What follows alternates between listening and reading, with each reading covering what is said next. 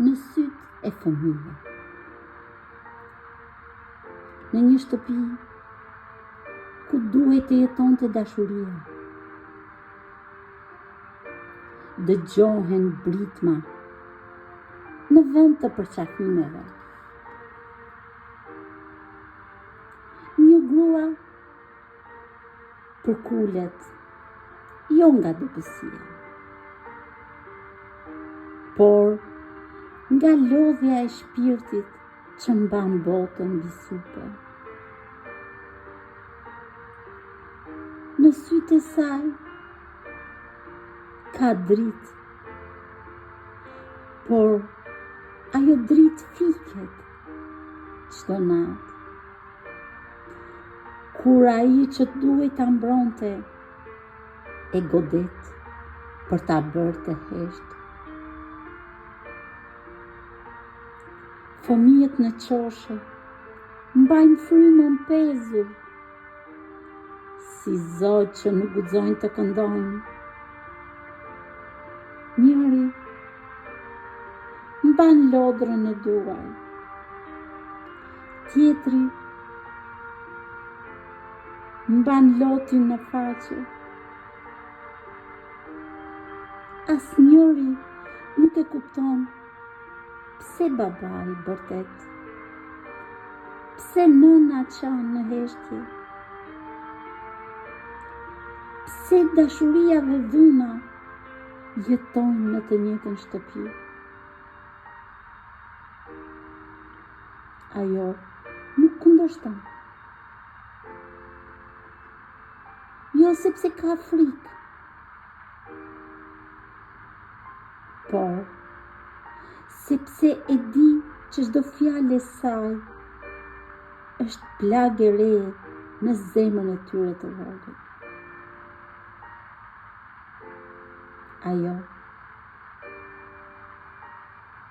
Ajo hesht për ta. Ajo duron për ta.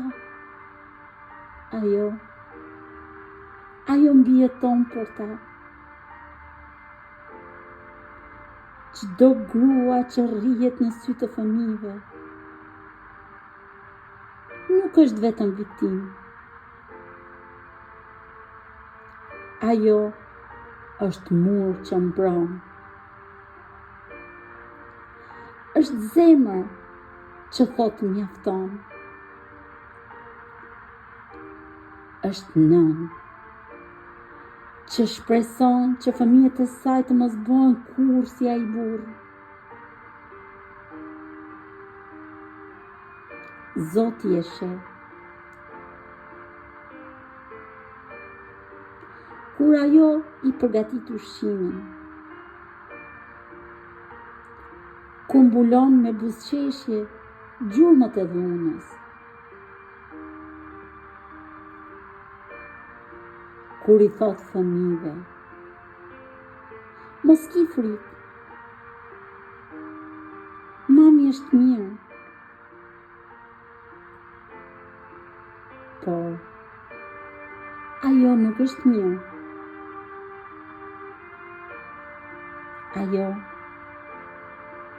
mban në shpirt një stuhi që vetëm nëna din ta fshehin.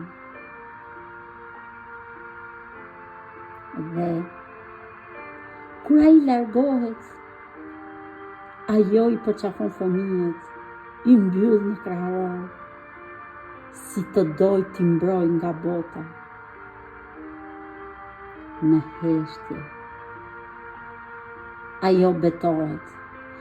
Asnjëherë më, asnjë dorë mbi dashurinë time, asnjë brit më mbi pafajësinë e tyre. Një ditë ajo ngrihet. Jo për hakmarrje, por për jetë.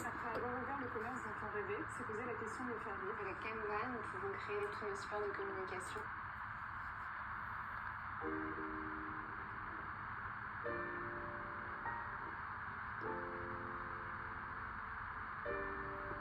E lodhur por e gjallë, e thyer, por e fort, sepse dashuria e vërtet nuk duhet të dhënë. Ajo duhet të shëroj. Dhe fëmijët e saj, ata që panë errësirën, një ditë do ta kuptojnë që ajo nuk ishte e dobët, ajo ishte heroina e tyre e heshtur, gruaja që i mësoi se forca nuk është në grushta, por në zemra që falin, në duar që nuk lëndojnë, në dashuri që nuk vret.